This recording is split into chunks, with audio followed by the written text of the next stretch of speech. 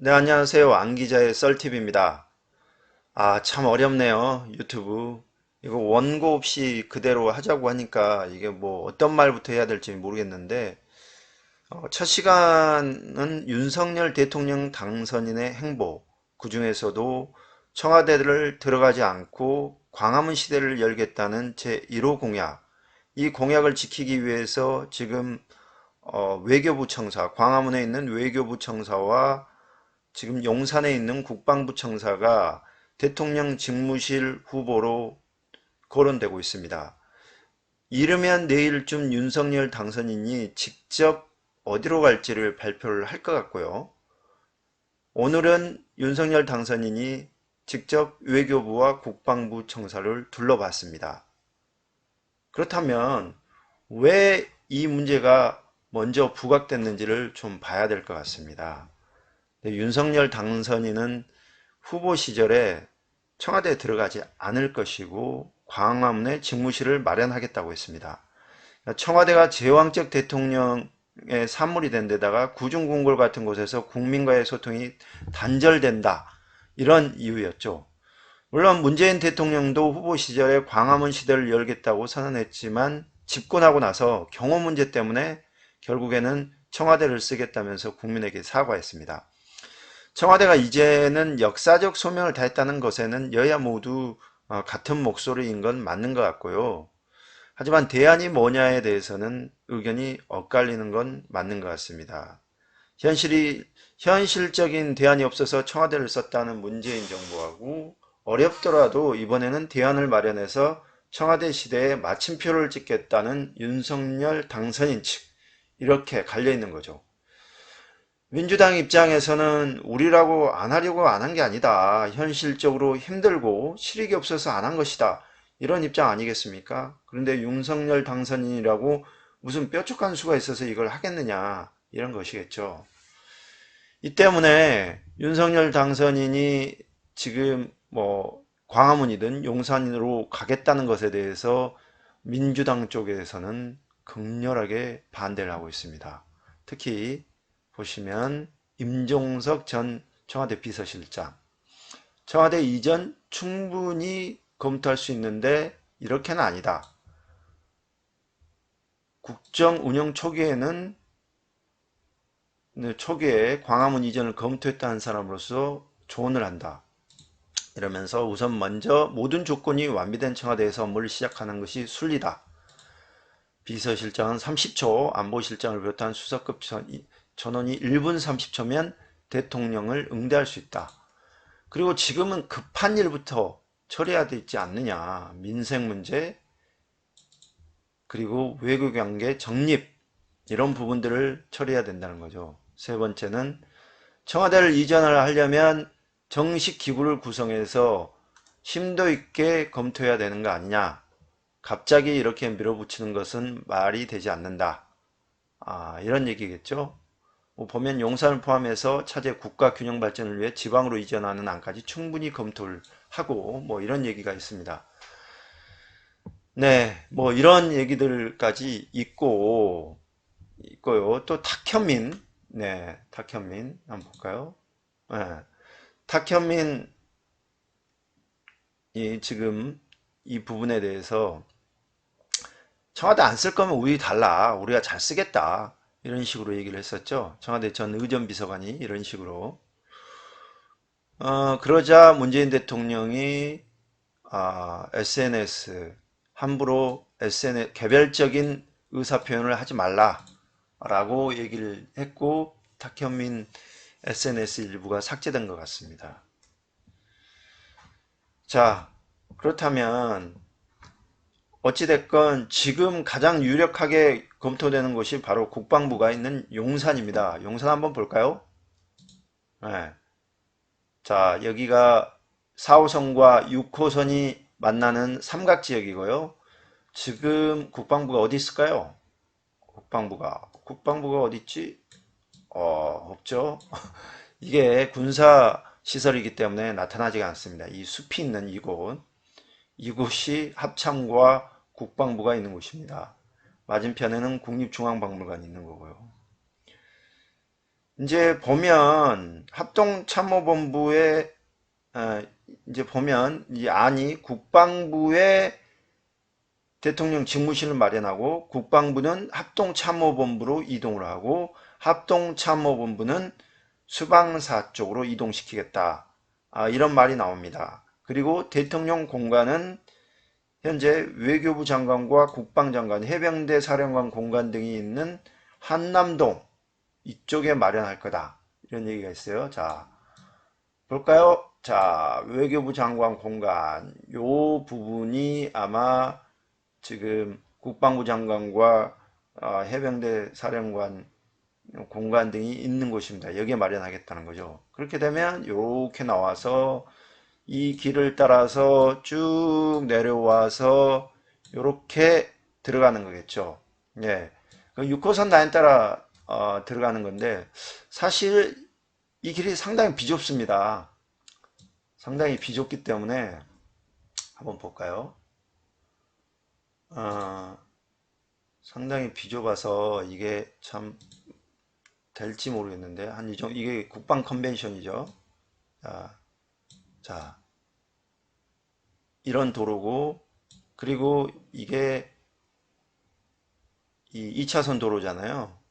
이게 상당히 비좁기 때문에 출퇴근 시간에 많이 붐빕니다.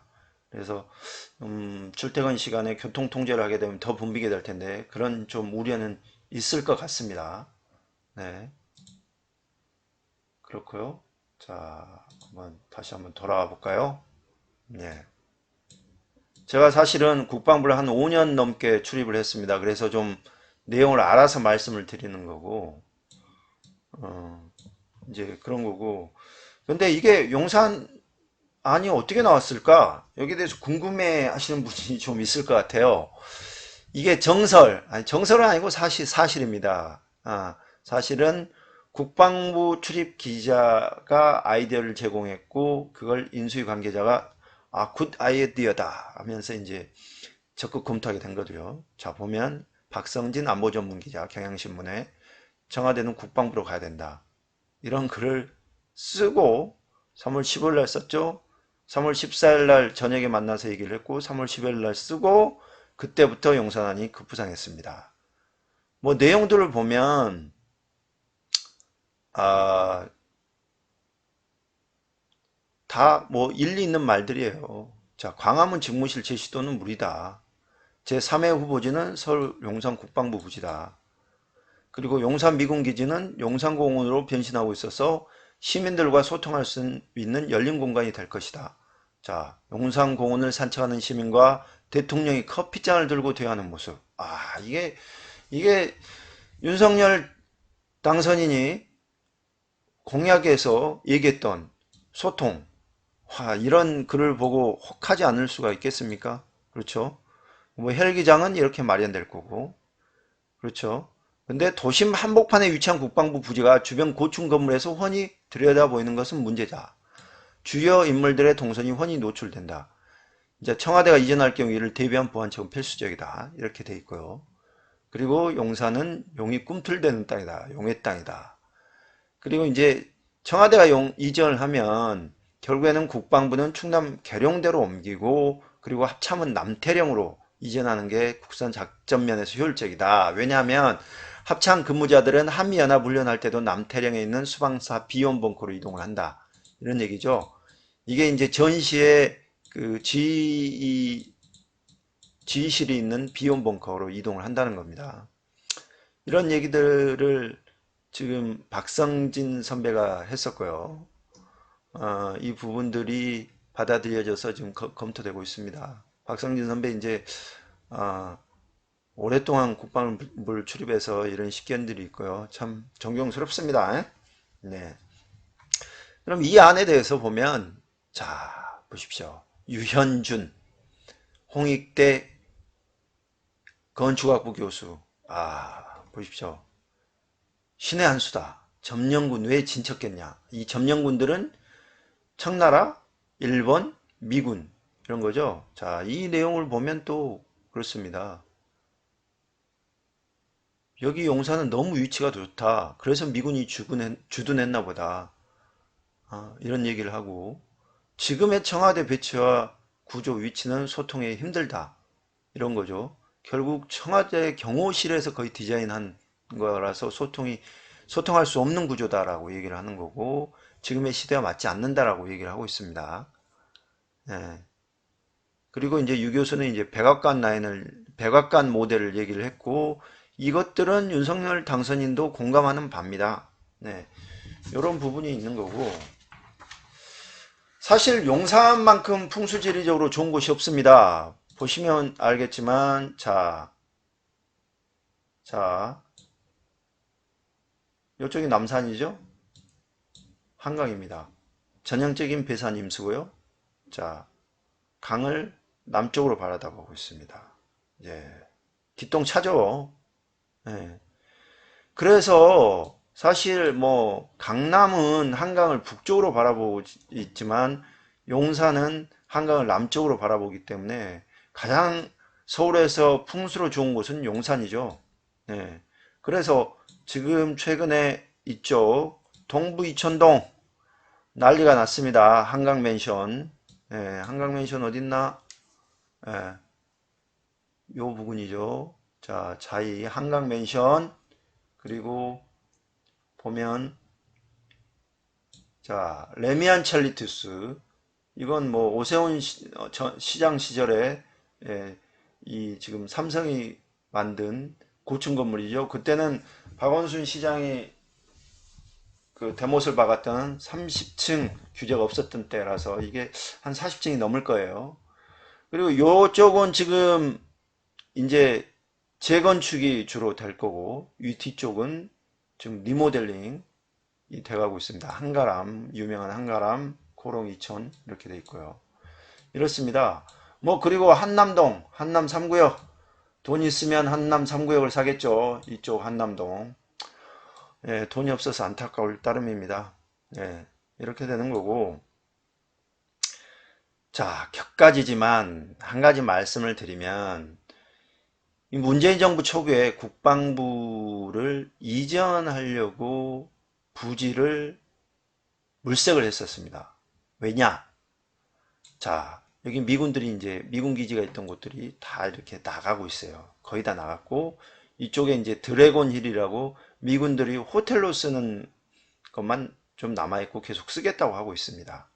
그러면 여기가 정말 뉴욕의 센트럴파크처럼 도심의 허파가 되는데 떡하니 국방부가 알받기를 하고 있는 겁니다. 그래서 안 된다. 용산공원을 오롯이 시민들에게 돌려줘야 된다. 그래서 옮기자. 그래서 수방사 쪽도 알아보고 과천의 통신사령부, 국군 통신사령부 부지도 알아봤지만 여의치가 않아서 결국에는 그게 없던 일로 됐습니다. 여튼 그런 거고요. 여야 간 논쟁은 여전히 뜨거워요. 뭐 일단은 이전 비용을 가지고도 이견이 많습니다. 이전 비용을 보면 자 보세요. 인수위는 500억, 민주당은 1억 원. 자, 민주당은 천문학적 예산 예측 못하나 인수위 너무 나간 계산. 이걸 보면 자 이게 그 연합사 부사령관 출신인 김병주 의원이 얘기를 하고 있습니다. 국방부 청사로 대통령 직무실 이전했을 때 최소 1조 원 이상이 소요된다. 이건 이제 보면 군 당국이 제출한 2003년 국방부 신청사 건립과 2012년 합동참모본부 단독청사 건립 당시 비용 등을 토대로 해서 만든 것이고 이렇게 구체적으로 쭉 뽑아놨죠. 예. 근데 여기에 대해서 김은혜 당선인은 나가도 너무 나가신 것 같다. 우리 세금에 대해서 충분히 생각하고 있고 함부로 쓰지 않을 거다. 이렇게 얘기를 하고 있습니다. 자, 이게 누구 말이 맞을지 사실 알 수가 없어요. 그런데 자, 이 500억은 대통령 직무실이 이전하는 비용입니다. 그 이후에 연쇄적으로 국방부가 합참으로 이전하고 합참이 다시 남태령으로 이전하고 국방부 내부에 있는 여러 가지 사이버 사령부나 이런 여러 사령부들이 이전하는 것은 염두에 두지 않고 있습니다. 여기에 대해서 이 문명인의 국방 이야기, 이게 전직 군인이고 조종사 출신 군인이었어요. 자, 내용을 보면 이렇게 되어 있습니다. 2010년 합참 건물 1875, 정구 작전 통제실 구축에 180억, 그 다음에 신청사 건립에 국방부 신청사 건립에 900억, EMP 방호 시설에 또 별도. 자, 그럼 쭉쭉쭉쭉쭉쭉 이렇게 엄청 많죠. 사이버 사령부 시설본부 군검찰단 군사법원 이런 것들이, 자, 이런 것들이 남태령과 과천으로 옮겨야 되고, 자, 합참과 국방부 신축에만 3,500억 들 것 같아. 국방부 신축 안 하니까 합참은 신축해야 되겠죠. 그리고 EMP 시설도 마련해야 될 테고. 자, 1조 5천억 든다. 이런 거죠. 참고로 김병주 의원은 대단히 싫어하는 사람이다. 하지만 고장난 시계도 하루에 2번은 정확한 시계를 가리킨다. 이런 얘기 하고 있는 거고.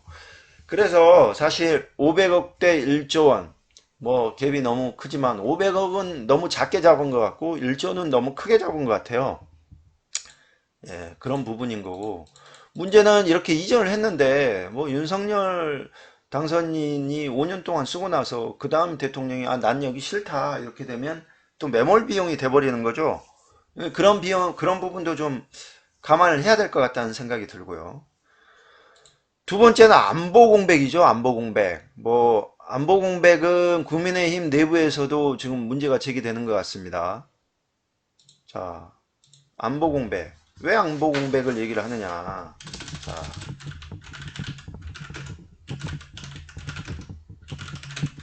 한번 보실까요?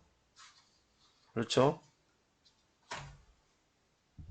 일단 국방부는 국방정책을 주관을 하는 것이고, 합동참모본부는 군사대응태세, 특히 북한 동향 파악을 주 업무로 하고 있습니다. 그러니까 북한이 연평도 인근에서 도발을 하거나 미사일을 쏘는 경우에 합참에서 파악해서 합참의장이 지휘하고 국방장관에게 보고하는 체계죠. 그런데 합참에는 한반도 주변을 파악하는 지휘통제실이 있습니다. 이 지휘통제실, 우리 흔히 벙커라고 얘기하죠. 여기를 들어가면 북한에서 비행기를 띄우는지, 해상에서 북한군의 동향이 있는지 모두 파악할 수가 있습니다. 이제 우리 군이 운영하는 정찰기가 공유하는 정보가 이제 모두 모이는 곳이라고 보면 되겠고요. 이곳은 북한이나 적군의 EMP 공격에 대비한 방호 시설까지 갖추고 있습니다. EMP 탄이 터지면 이게 전자 시스템이 먹통이 되는데 그걸 막는 시설이 있는 거죠. 자, 그런데 만약에 대통령 직무실이 국방부로 옮기면 국방부는 합참으로 가고, 합참은 비원 문서고가 있는 비원 벙커 문서고라고 또 얘기를 합니다. 남태령 쪽으로 이동을 하게 되는데, 예, 이렇게 되면 이제 인원의 이동뿐만 아니라 지휘 통제실을 다시 만들어야 하고 통신망도 다시 구축해야 되는 거죠. 여기 지금 문명인의 국방 이야기에서 했던 것 얘기입니다. 또 이제 그 사이에 이사하는 사이에 북한이 해상 도발을 하거나 미사일 도발을 할 경우에 합참이 제대로 감시할 수 있냐, 기민하게 대응할 수 있냐, 이런 문제들이 발생을 하겠죠. 뭐 이거는 당연히 있을 수밖에 없는 일인 것 같습니다. 이걸 안보 공백이라고 할 수 있는 거고, 정우택 국민의힘 의원도 청와대 직무실을 급하게 용산으로 이전할 경우에는 북한의 도발이 지속되는 상황에서 국방부 혼선에 따른 안보 공백이 우려된다. 이렇게 얘기를 했어요. 네, 안보 공백 무시할 수 없는 부분입니다.